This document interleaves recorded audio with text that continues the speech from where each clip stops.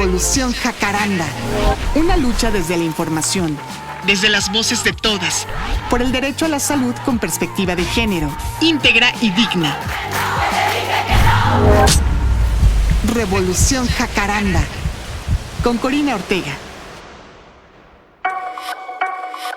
Hay embarazos que no siempre son deseados. Es una realidad que hay embarazos que no siempre son planeados. Y en muchas ocasiones ocurren aun cuando tú estás haciendo todo lo posible para que no suceda. Seguramente estás utilizando métodos anticonceptivos y los usas religiosamente, pero existen las fallas anticonceptivas, así como también existen muchas otras razones.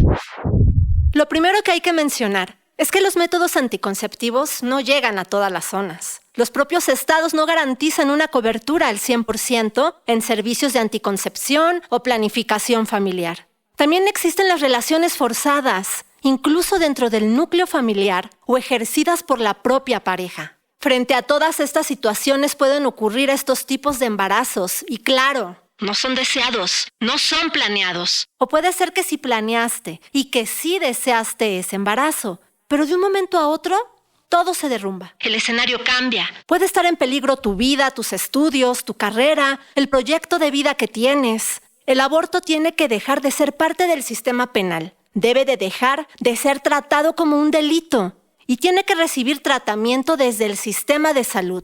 Tiene que estar en el marco normativo de la salud pública. El gran reto sigue siendo la criminalización mientras que el aborto no se despenalice. Mientras no se vuelva legal y sea un servicio de salud que se atienda y garantice en todos los territorios, seguirá siendo un problema de salud pública y un tema de justicia social. Porque tenemos derechos o se nos reconocen ciertos derechos dependiendo del territorio en el que nos encontramos. Puede ser que contemos con los recursos para viajar a un lugar donde el aborto sea legal y pagar por procedimientos seguros. Pero si no contamos con los recursos económicos y mientras se siga criminalizando total o parcialmente, la mujer que quiera o necesite interrumpir un embarazo va a tener que buscar las formas disponibles, incluso verse orillada a practicarse procedimientos inseguros en la clandestinidad. Y eso implica poner en riesgo la salud o la vida. En la Ciudad de México, la interrupción del embarazo es legal hasta las 12 semanas de gestación. Esta ley entró en vigor en el año 2007 a través del servicio que se conoce como ILE, que significa Interrupción Legal del Embarazo. Y se trata de un servicio gratuito, oportuno, seguro y legal, como su nombre lo indica. Escuchemos a la doctora Angélica Martínez Huitrón, directora ejecutiva de atención hospitalaria de la Secretaría de Salud de la Ciudad de México.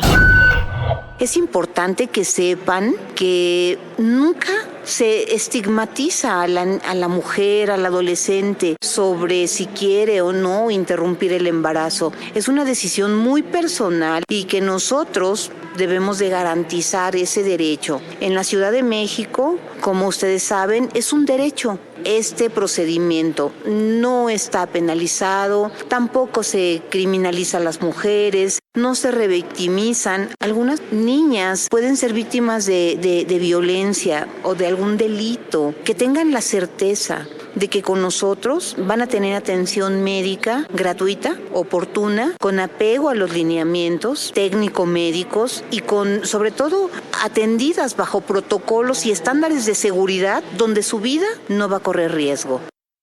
¿Pero qué piensan las jóvenes sobre la legalización del aborto? Salí a las calles de la Ciudad de México a preguntarles su opinión. Hola, me llamo Monse, tengo 16 años y estoy totalmente a favor de la despenalización del aborto. En primer lugar, porque me gustaría que mis compañeras tengan espacios seguros y adecuados para pasar por este difícil proceso. Creo, sin lugar a dudas, que se lo debemos a las víctimas de la clandestinidad. En segundo lugar, porque me parece importante y necesario que las mujeres tengan el poder y ejerzan su derecho a decidir sobre sus cuerpos, que puedan elegir libremente si quieren o no ejercer la maternidad.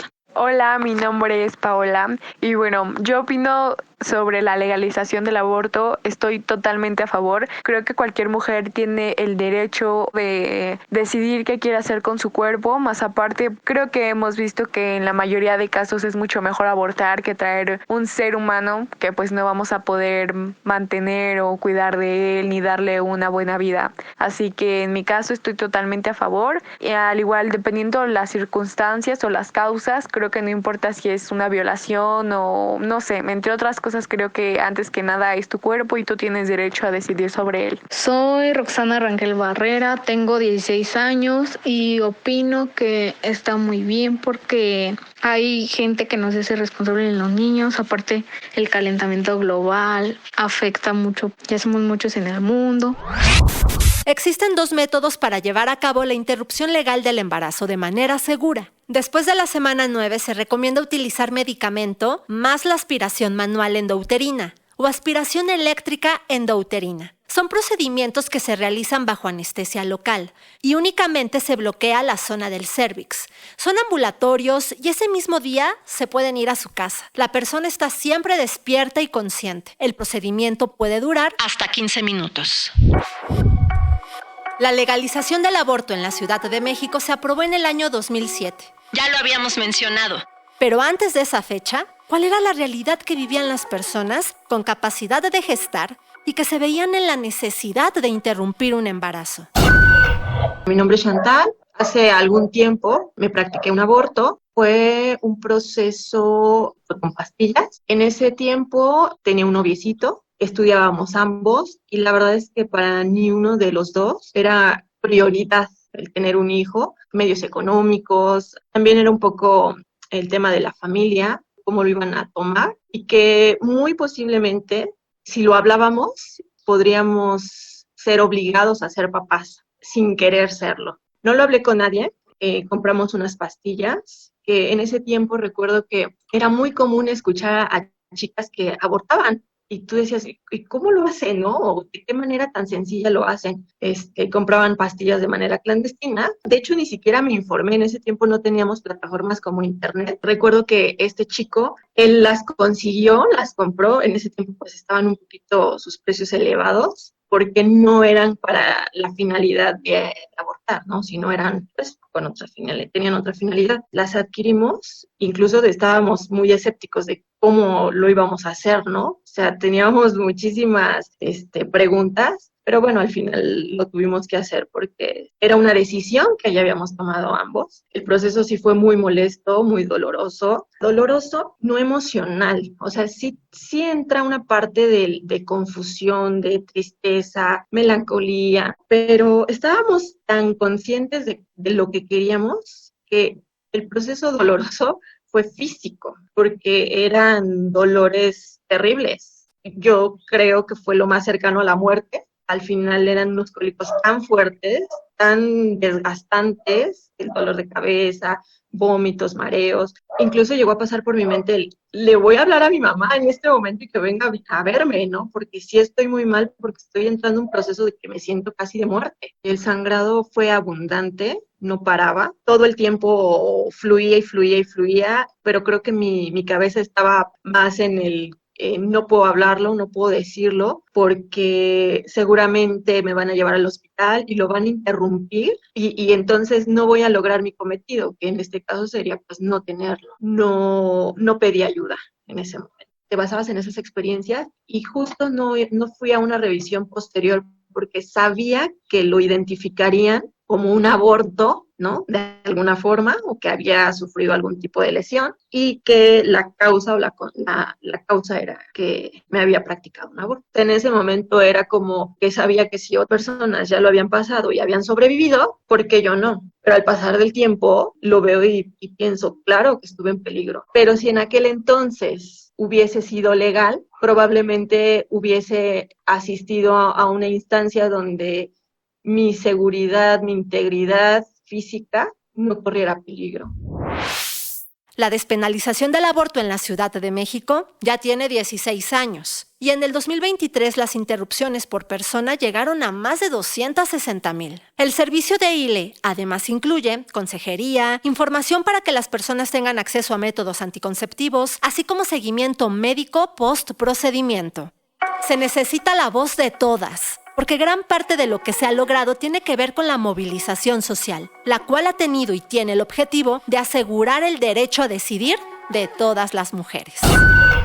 Tenemos que luchar para que más mujeres tengan acceso a un aborto libre, seguro y gratuito, y sobre todo que no haya presas ni muertas por decidir sobre su cuerpo y sobre su vientre. Las infancias deben de ser felices, deben de crecer felices, sin violencia, no vulnerarlas por simplemente el deseo de traerlos a la vida. Entonces, yo creo que es importante también para las chicas, ¿no? Que muchas veces tienen otros proyectos de vida, no solamente el ser madres. El ser madres no te hace más ni menos mujer. Las mamás también abortamos.